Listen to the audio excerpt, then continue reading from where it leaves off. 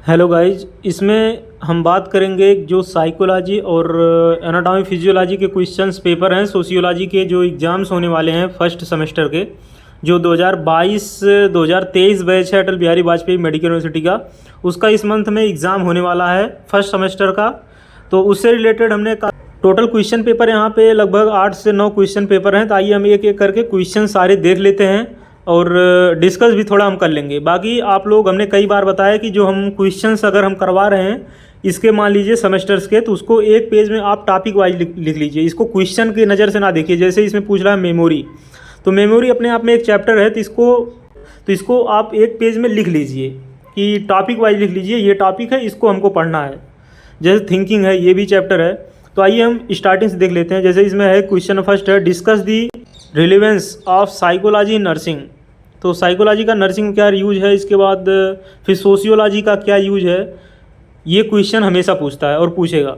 Explain mind body relationship in health and illness. Brief describe theory of learnings. जो learnings की theory है, learning भी chapter है।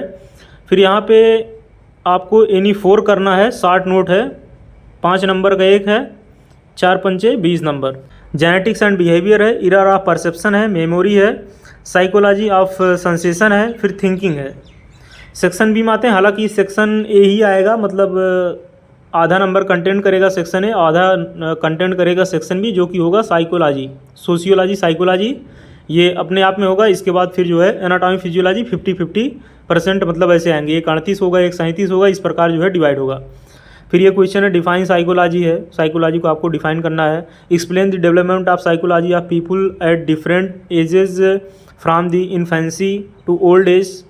Explain motives and preventive mental health study and services. फिर यहाँ पे 60 note है। मोटिवेशन है, एटीट्यूड है, Eid ego and super ego है, बिहेवियर एंड एटीट्यूड है। 60 नोट आपके गलत नहीं होने चाहिए। 60 नोट एकदम सीधा चैप्टर से डायरेक्ट पूछ लेता है। सीधा मान लीजिए मेमोरी है तो सीधा चैप्टर थिंकिंग चैप्टर से ही उठा दे रहा है। देखिए व्हाट इज़ परसेप्शन, परसेप्शन भी फिक्स आएगा, लर्निंग भी फिक्स आएगा। देखिए क्वेश्चन सेकंड क्या है, लर्निंग ही है। थर्ड क्या है, मोटिवेशन है, मोटिवेशन भी चैप्टर है।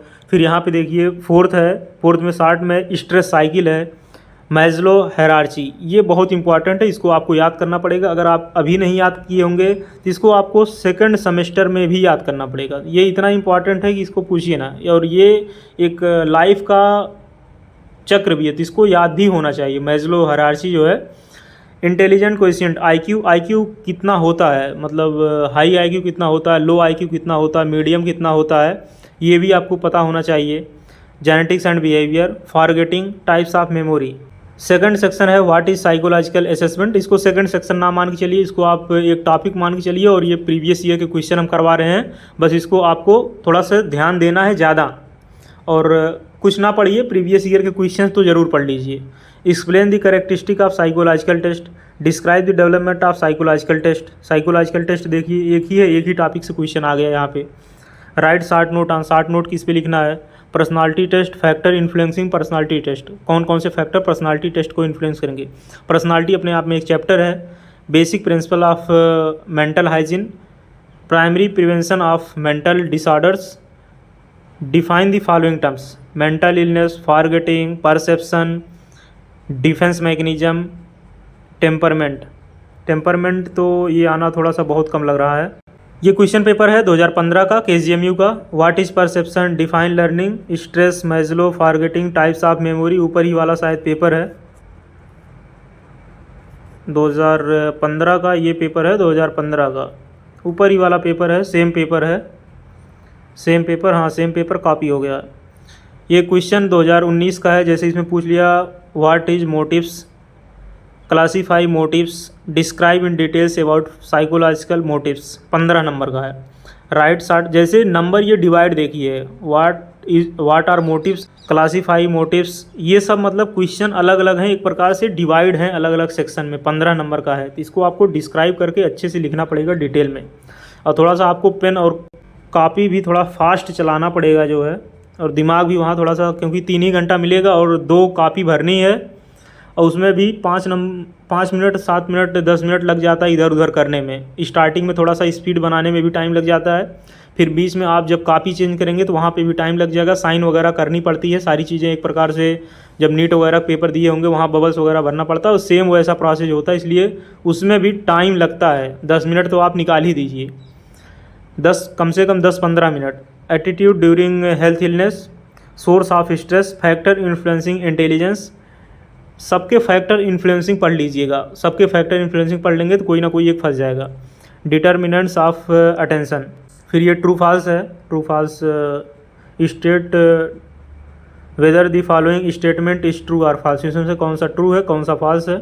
Section B, explain the warning sign of poor health illness, poor health, explain in details about psychology of sick and illness, sick and ill, write short note on any 3 of the following. अब देखिए short note यहाँ पूछा हुआ, ego defence mechanism, psychological of challenge person, mental hygiene in early childhood, assessment of personality, personality से तो question फंसेगा ही, perception, projective techniques, abstract thinking, aversion, फिर इफेक्ट वगैरह तो हमने भी नहीं पढ़ा, यहाँ से क्वेश्चन वगैरह नहीं है, काफ़ी ज़्यादा ये डिटेल में हो जाएगा।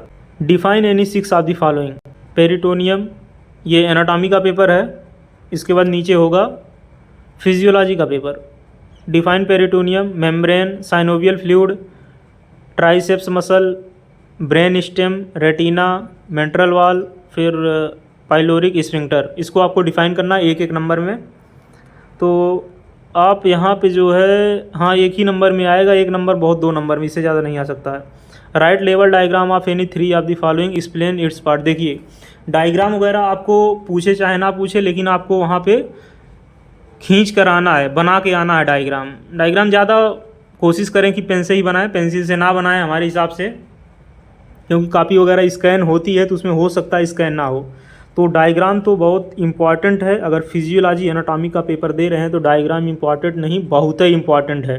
डायग्राम बनाना बहुत ज़रूरी है अगर आपको पास होना है तो। हर एक क्वेश्चन में आप डायग्राम बनाइए, क्वेश्चन में अगर कुछ भी नहीं आ रहा डायग्राम बनाइए, डायग्राम को डिफाइन कर दीजिए, इधर उधर की बातें जो भी आपको अभी तक पता है सारी चीज़ें लिख दीजिए। आपका मेन मोटो होना चाहिए कि अगर क्वेश्चन नहीं आ रहा है फिर भी उस क्वेश्चन को करने की आपके अंदर कला आनी चाहिए, फिर भी आप उसके बारे में कुछ ना कुछ लिख कर आइए, क्योंकि अगर आप कुछ नहीं लिखे होंगे तो वहाँ एग्जामिनर मजबूर होगा आपको जो है 0 नंबर देने के लिए। लेकिन अगर आप कुछ ना कुछ लिख कर आए होंगे तो एग्जामिनर मजबूर होगा आपको नंबर देने के लिए, वो वहाँ से डायरेक्ट उसको 0 काट के नहीं जा सकता। इसलिए अगर आप सटीक लिखे हैं तो तब भी जो है 60-70% वो नंबर दे के जाएगा। अगर आप अच्छे से लिखे हुए हैं तो कम से कम 70-75% नंबर वो देकर तभी आगे बढ़ेगा। इसलिए आप कुछ ना कुछ तो लिख कर ज़रूर आएँ। आई टाइप्स ऑफ जॉइंट, देखिए टाइप्स ऑफ जॉइंट पूछा है, ब्रेस्ट पूछा है, फिर लंग्स पूछा है, तो ये सब के डायग्राम भी आपको पता होने चाहिए। जितने आर्गन हैं सबके डायग्राम पता होने चाहिए। लंग्स जैसे लीवर है, लीवर से तो हर साल पूछ लेता है, फिर हार्ट है इससे पूछ लेता है, लंग्स के पूछ लेता है, जो मेजर आर्गन हो गए इससे किडनी वगैरह से पूछ लेता, जैसे किडनी से 2021 पूछा था तो इससे पूछ लेता। और फिर स्किन हो गई, उसकी जो है लेयर्स वगैरह आपको पता होनी चाहिए, उसके डायग्राम पता होने चाहिए। Write side no any 4 of the following, bone formation, structure of spinal cord, femur, coronary artery with branches, structure of blood vessel, ये आपको जो है डायग्राम बनाना है और डिफाइन करना है। इसमें देखिए सिर्फ लिखा है write short note with diagram. Physiology का पेपर है, function of anatomical structure of lower respiratory tract, explain neuron and illustrate with diagram, तो न्यूरॉन तो आएगा ही, न्यूरॉन इंपॉर्टेंट है। Write short note are any of the 4 of the following, mechanism of urine formation, function of anatomical structure of eye, function of pancreatic juice और effects of thyroid hormones in body. इसके बाद ये सलेविया से related जो salivary glands होती हैं, 3 salivary glands होती हैं, उसको भी आप पढ़ लीजिएगा। कार्डियक साइकिल हो गया, फिल इन द ब्लैंक्स हो गया, ये अपना कर लीजिएगा। बाकी इधर पेपर आ गया साइकोलॉजी का, define psychological and discuss the various mechanism of psychology used in study of behaviour, define perception and discuss the organisation of perception. फिर राइट शॉर्ट नोट लिखना एनी 2 पे, muscular and glandular control of behaviour, theory of motivation, span of attention. इसमें से कौन सा question आएगा उसको हम डिस्क्राइब बता दे रहे हैं, जैसे डिफाइन साइकोलॉजी हो गया, फिर डिफाइन परसेप्शन हो गया, फिर मस्कुलर आने की बहुत कम चांस है, थ्योरी ऑफ मोटिवेशन हो गई, ये आ सकता है, स्पैन ऑफ अटेंशन बिल्कुल नहीं आ सकता है। बाकी इसमें से आपको ट्रू और फॉल्स करना है तो आप लोग कर सकते हैं।